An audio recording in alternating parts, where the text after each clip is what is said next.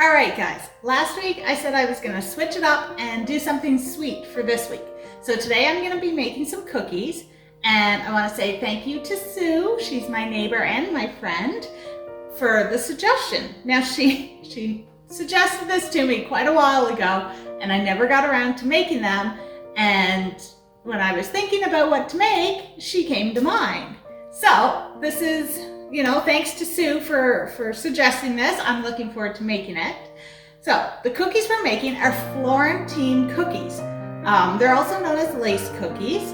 I've never had them, I've never made them, didn't know anything about them until she had suggested it. So let's get baking and give these a try.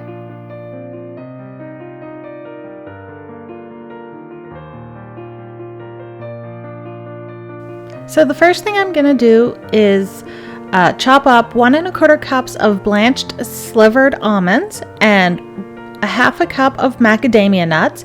You could use hazelnuts or more almonds or walnuts, pecans, whatever nuts you want. Today I'm using macadamia nuts.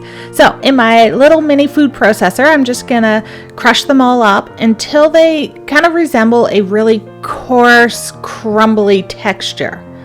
So once I get that texture, then I'm just gonna take them, dump them into a bowl for now, and I'm gonna add 3 tablespoons of flour to it and a 1/4 teaspoon of salt. I'm just gonna mix that all up with a whisk, and I'm gonna set this aside. In a small pot over a medium to low heat, I am gonna mix together 3/4 cups of sugar, 5 tablespoons of unsalted butter, 2 tablespoons of whipping cream, and 2 tablespoons of light corn syrup. So I'm going to mix this all together and let it all melt down, and then I'm going to bring it to a boil. And once it's boiling, I'm going to let it boil for 1 minute, and I'm only going to stir it maybe once or twice to make sure that the bottom is not sticking or burning. Once it's done boiling for that 1 minute, I'm going to turn off the heat. I'm going to add a 1/2 teaspoon of vanilla and give it a good mix. Then I'm going to take it over to our crushed almonds and flour, and I'm going to pour it into the almonds and mix it with a fork. It should resemble the texture of cooked cream of wheat. That's the best way I can describe it. It's also the way the recipe describes it. It's pretty accurate. So mix it all up, and then we're ready to put it on our cookie sheet. My oven is preheated to 350 degrees Fahrenheit. I have a cookie sheet lined with parchment paper, and I am using a 2 teaspoon scoop to scoop out all of the cookies. So I am trying my best to space them out as much as possible because I know these are going to melt and flatten out. So I just spaced them out the best I could. And yeah, just fill your cookie tray, and then you're going to pop them into the oven for about 7 to 8 minutes, turning it halfway through. And then at about the last minute before it's done, maybe rotate it once more just to make sure all the cookies turn out light golden brown. All right, guys, so while the cookies are cooling, I thought I would take a minute to share the surprise I have been working on. So I mentioned this in my last video that I was working on something, and now I am ready to share it.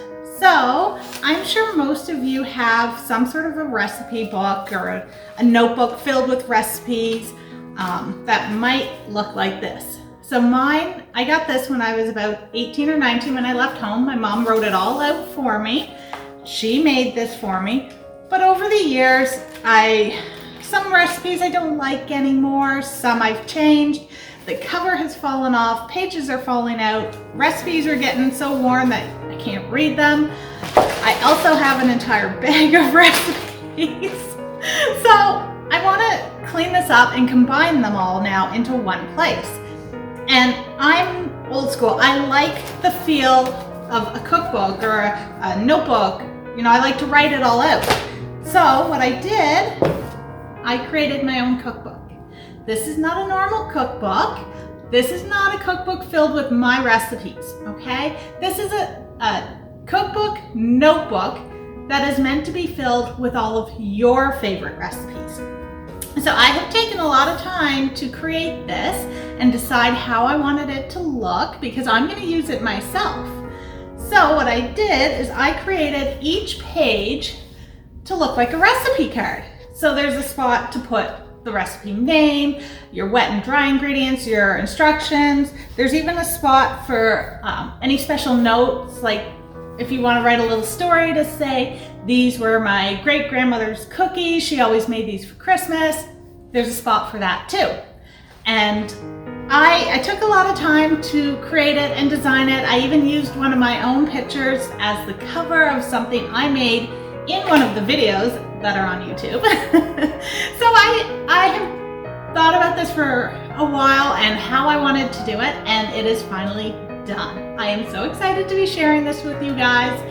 I named it my favorite recipe notebook because it's all about my favorite recipes or your favorite recipes, but it's a notebook, so you can write them all in there. And it is available on Amazon in both Canada and the US. So I hope you'll go check it out. I worked really hard on it and I'm very proud of it, and I can't wait to start filling this with all sorts of new recipes, both old and new. All my favorites and my family's favorites. Yeah, I'm very excited about this notebook, and I'm so glad I get to share it with you guys and show you what I've been working on. So it'll also come in a couple different covers so that it's not so girly. This one is very girly. It was very much my taste with how I put like a little heart on the arrows or the pink. So there'll be some other options as well, but this will be available very, very soon on Amazon. So I'm excited. Go check it out, please. Help support me. And yeah, okay, so let's get back to those cookies. The cookies have cooled, so now I'm going to melt some white chocolate and some dark chocolate, and I'm going to put them both into piping bags or little sandwich baggies, and I'm going to cut the tip off both of them, and we are going to use this to drizzle over top of our cookies. The dark chocolate drizzled just fine over top of the cookies. You could add like some orange flavoring to it as well if you want. Anyway, besides the point, my white chocolate, it kept hardening on me, and it had little chunks of hard chocolate still in it. It just wasn't melting properly. I had a lot of trouble trying to drizzle it over the cookies, but I made it work and they still turned out great. All right, guys, so the cookies are done. The first batch, I completely overcooked them. I had them in for about 10 minutes. At 5 minutes, I rotated the pan in the oven. Anyway, completely overcooked. But my next two batches that went in turned out fantastic. I cooked them for about 8 minutes and rotated the pan at 4 minutes, and then just before I took them out of the oven, I rotated the pan once more for probably another minute, and they turned out fantastic. So what I did then, I also took some chocolate and drizzled it on the cookies to make them look pretty and just to add some more flavor to them anyway, because that's what the recipe says. These are amazing. They're super light and crispy, and they do look lacy, which is awesome. They are crunchy. They have a nice caramel and nutty flavor. I love them. I did not expect to like them this much, and I really do. So these other ones, the chocolate is still wet. It's still soft. So I have to put these in the fridge to let the chocolate harden a little bit. And then I can put them in a little box or a container and store them in the fridge. So that's it for today. I hope you guys really enjoyed making these lace cookies. Remember to go check out Amazon for my new book that's coming out, my cookbook notebook. and, you know, hit all those buttons, subscribe, like, you know, all the good stuff. Thank you so much for supporting my channel, helping it grow, watching all my videos, the comments, the likes. I appreciate it all. And yeah, I will see you for the next recipe.